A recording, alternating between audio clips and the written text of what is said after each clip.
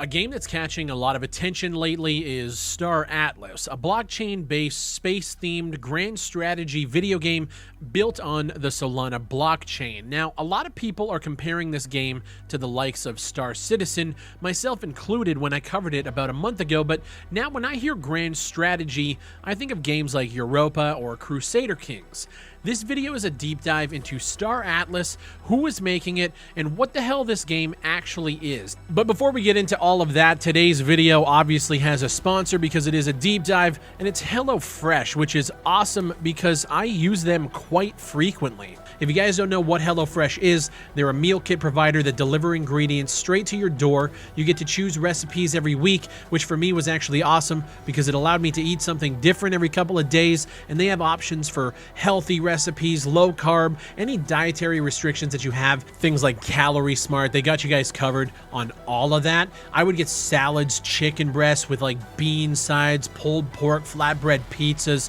Their meals are actually dope as hell. So if you guys do want to check it out, you can use my link or go to HelloFresh.com and use code BigfryTV for up to 16 free meals plus 3 surprise gifts across 6 HelloFresh boxes. And those gifts include, free appetizers, desserts, and free premium recipes. Plus, you guys can get free shipping, and I highly recommend you guys check it out. Shout out to HelloFresh for sponsoring this video. Let's get back to the deep dive. So the website Navic describes Star Atlas's grand vision as a space fantasy RPG with real money economy and NFT assets, a grand strategy game with politics, trade routes, and economically productive territories, a 24/7 virtual economy where players can come together in real time to trade, form contracts, and engage in battle, as well as a fully immersive 3D world with film-quality graphics powered by Unreal Engine's Nanite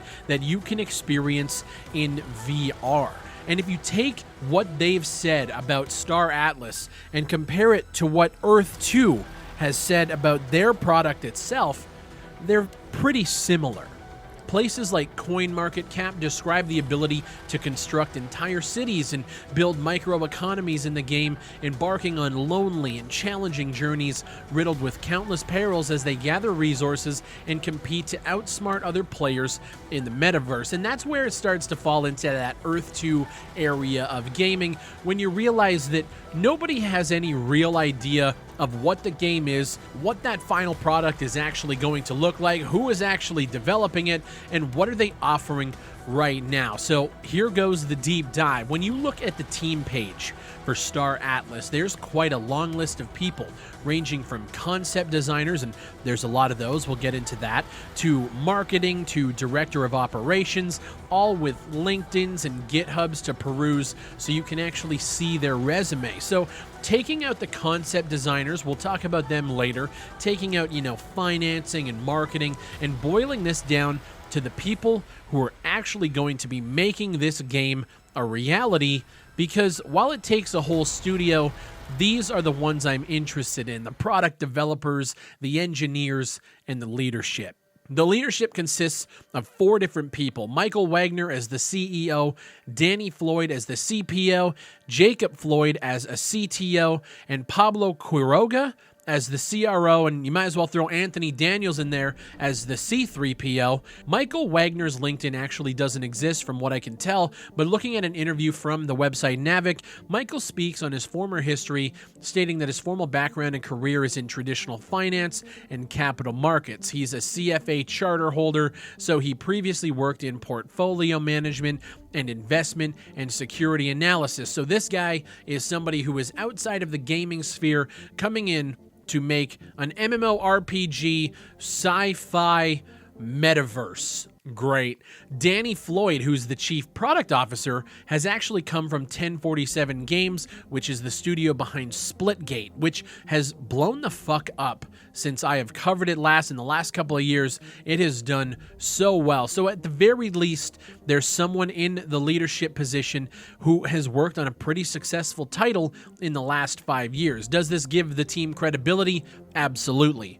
Does this mean that they will be successful in achieving a metaverse, Unreal Engine 5 open world MMORPG? Not necessarily. But when you compare this to the likes of Earth 2, there is somebody here who actually works in game dev. He was an art director at 1047, so he's bringing a lot of experience to the table. We have Jacob Floyd. His little links to a GitHub, which has various crypto projects and other repositories. And then you have Pablo Quiroga, who prior to Star Atlas served as a CRO, Chief Revenue Officer at Vanguard Scientific, where he actually oversaw business development, hardware integration research, supply chain management for sales in end-to-end cannabis processing solutions. He currently conducts ecosystem growth by investing and serving as an advisor at companies in the psychedelic sector. Dude's into psychedelics and cannabis. I mean, you gotta love him, right? So when you actually look at the team itself, the lead environment artist, Edward Denton, you see a lot of sci-fi inspired, armors and weapons and rendered environments on his art station. The dude is definitely talented, and I could actually see a lot of this stuff in a game like Star Atlas or like Star Citizen. It's definitely high quality, and he's your lead environment artist and 3D generalist. Gary Sanchez is a vehicle art director and concept designer. This is the guy who is going to be bringing you the ships that everybody is going to be flying in the game. And this is funny. Gary Sanchez has a portfolio of spaceship concepts and renders that look incredible. And why it's funny is because he's actually done a lot of work for Star Citizen in the past. And when you look at his design concepts versus the stuff he did for Star Citizen, it's insane, the similarities. And going through this list, I'm not going to go through every single person. A lot of their concept designers actually worked for Star Citizen in the early days doing concept work for their ships. So this project is actually starting out on the same foot as a Star Citizen, only from the very beginning. Instead of focusing on crowdfunding in the normal sense, like a Star Citizen, they're focusing on, crowdfunding via blockchain. Jonathan Berube, this guy is the one that made me really start to do this deep dive. It's seriously impressive. His art station has some personal pieces from the Star Wars universe that he did with like a Tatooine crash, but Jonathan has actually spent 12 years at Blizzard overseeing the StarCraft trailer creations, and he actually worked on the Warcraft film for like the graphic design. He also worked recently on the Avatar sequel with James Cameron and is now bringing his directorial skills to the table with this game as well. Very impressive resume. And looking through some of the other designers and 3D modelers and concept designers, a lot of them have worked on games like Star Citizen, like Stalker 2. There's somebody who's worked on Gears of War.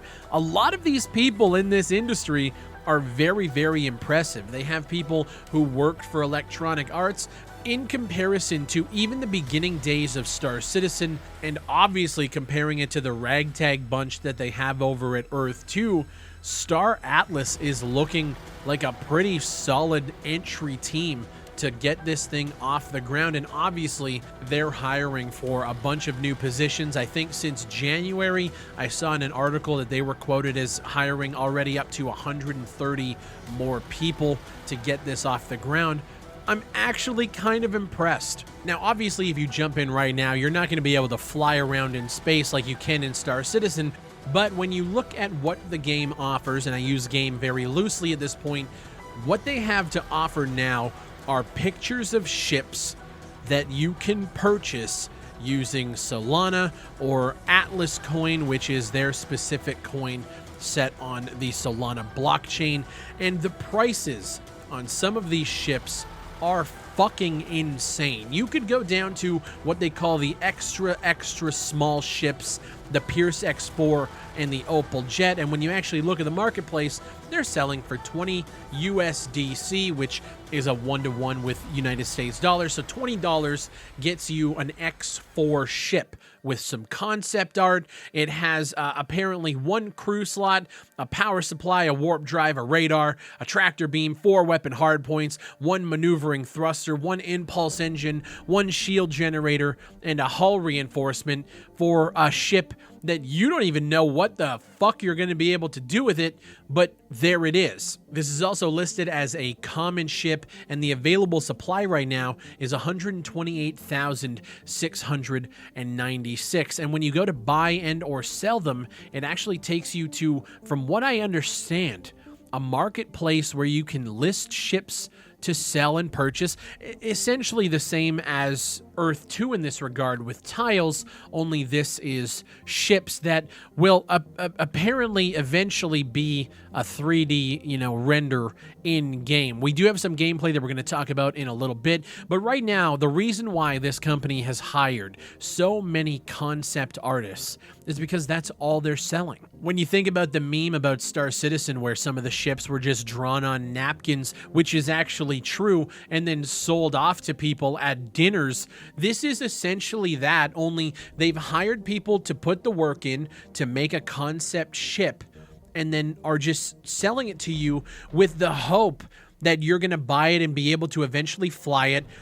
Essentially the same as Star Citizen. The weird thing about this is 10 years ago, I would have instantly said, fuck Star Citizen. You can't play any of it. What's the point? Why would I pre-order a ship? I'll just wait until the game comes out. I'm in the same boat here. I feel like they have the beginning stages of a team that could potentially turn this into something, but right now, there's really no point in jumping in and spending money on a concept. Now, that's obviously just my opinion. Obviously, a lot of people are buying into this because they believe in not only the team, but the vision, and they believe in the project itself. But just jumping up from an extra small to, say, an extra small, let's jump to the Pierce X5. When you're looking at how much this jump is, it's 135 USDC. So we went from 20 to jump in to 135. And I got to say, I'm really enjoying the concept art that we're seeing for these ships. I think they look actually really, really good. Is it worth $135? I don't know. And when you go to actually buy and sell the Pierce X5, you can convert it to USDC, and you see that a lot of them are selling for around $145. So the origination price was $135, and my guess is people scooped everything up really quick, and now we're trying to sell it for a little bit of profit. But again, there's no gameplay yet. Jumping up from an extra small to even, let's jump to a medium-sized ship. Let's check out the Calico Evac. 2,200 USDC. Now, a lot of people were making jokes about Star Citizen's ship costs. There are some that are $100, $200, $600, $1,200, $1,500. This, just jumping to a medium-sized ship, is $2,200. And when you convert it, when you go to the actually buying and selling, you're picking them up for 2,860 USDC, with one guy undercutting at 2,859.99. But also keep in mind, that's just a medium-sized ship. When we get into the capitals and the commanders, the legendaries, I don't really think you guys want to see how much these ships are. But we checked out the Pierce X4, the Pierce X5. Let's jump up to the Pierce C9. 28,900. What is this ship? This ship comes fully equipped with a captain slot, 2 pilot seats, 2 co-pilot, 3 scanners, 2 engineers. Even if you take it at the origination price, which is the lower price that people scooped up, 28,000 USDC is fucking ridiculous at this point. Let's just jump up to the Thimble Ecos Bombarella, 30,000 USDC. And I think the most expensive ship, the rarity is called Anomaly, which tells me that there's not a lot of them. And again, the concept art looks beautiful here. The origination price for the Thimble Ecos Tree Arrow is $99,000. $99,500 to be exact. And looking at the actual buying market, you actually can't purchase any one of these. There are buy orders open for them when they drop to around 1,000, but there are no open asks, no open sales for this ship. On top of all the ships, we can move over and look at the structures, which offers different claim stakes. So you have the tier 5, 4, 3, 2, and 1, which allows you to purchase land in the game. Now, these actually aren't on sale yet, and I don't think we know what the price of these are going to be, but when we look at the claim stake tier 1, the first item in any landowner's inventory is a claim stake, so this is required to claim ownership of any available land or space claim. So on top of the ship that you're buying, you now have to buy a claim stake to get a plot of land on whatever planet you're going to be playing on, and these are all going on sale in 114 days. There's a countdown on the website. There are 5 tiers of rarity for the claim stake. What they all do, there's different rarities. I don't know what they do, and I can't find any information on this stuff. There's also a mining drill, a space station, and a power plant. When you click on the space station, this comes standard with a trading deck necessary to tap into the universal marketplace. So all of these things are going to be required to do different things. The mining drill, we're going to talk about in a little bit, and the power plant is necessary to keep the mining drill working. So realistically, if you want to really maximize your experience with this pay-to-earn game, you have to buy yourself a ship, you have to buy yourself a power plant, a mining drill, a claim stake to get the land to be able to mine on, and then you get the space station so you can access the marketplace to then sell the stuff so you can make a return on the money that you're investing. On top of all of that, you also have resources like fuel, food, toolkits, and ammunition, which are required to actually upkeep your ship. So as you send them out on missions, they need to have fuel and food and ammunition. I watched a video of somebody trying to calculate the amount of cost that it would take to keep a ship running every single year, the return on investment on that.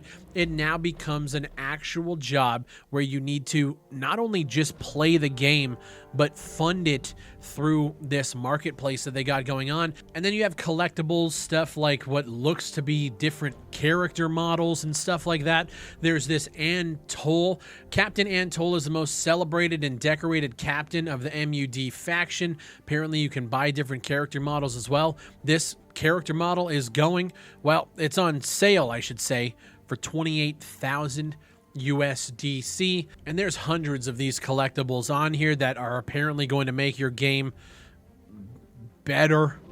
But what I will say is very recently we have seen the first, what the devs are calling gameplay, which I'll throw up on screen here.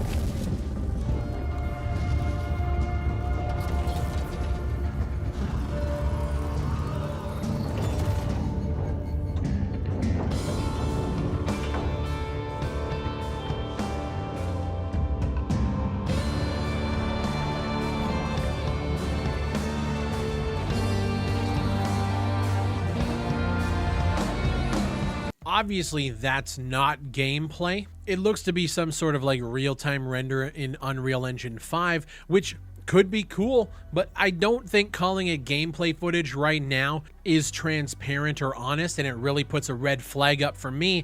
I think if you're starting on the same foot that Star Citizen did years ago, but you're utilizing blockchain technology to get the game off the ground and to have this metaverse be completely decentralized and then selling these concept ships to people, it's risky, man. It's so weird to think about because I feel like with the people they have in place and then hiring more people, bringing everything into the fold, this could be a game that very well could be developed and completed at some point in the next 10 years. When you look at their roadmap and you see that at the bottom they have what they call Project Mushroom and Project Apple Core, which is their internal calls. Mushroom is the partial vertical slice UE5 playable gameplay, which the target release date is set for July 15th, 2023.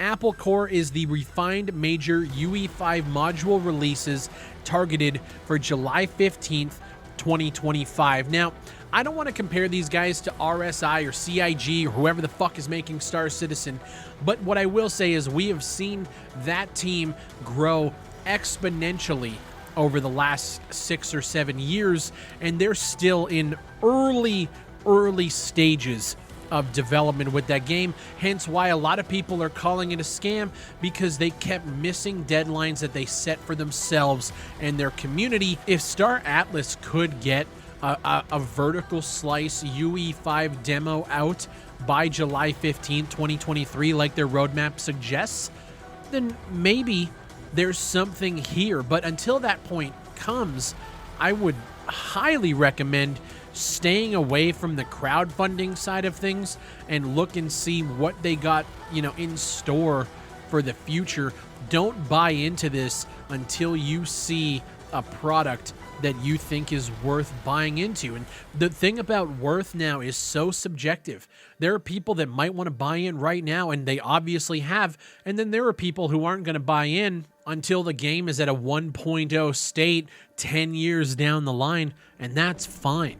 This is a product that I do want to keep my eyes on very, very closely moving forward, because what they have laid out in terms of their vision for what the game is kind of in the realm of doable at this point. It's not Earth 2 claiming that they're going to make Ready Player One and The Matrix, but it's kind of falling in the same realm as what Star Citizen is claiming they can do. And there's still a lot of people on board waiting for server meshing and whatever else has to come out of CIG to get that game to the next level.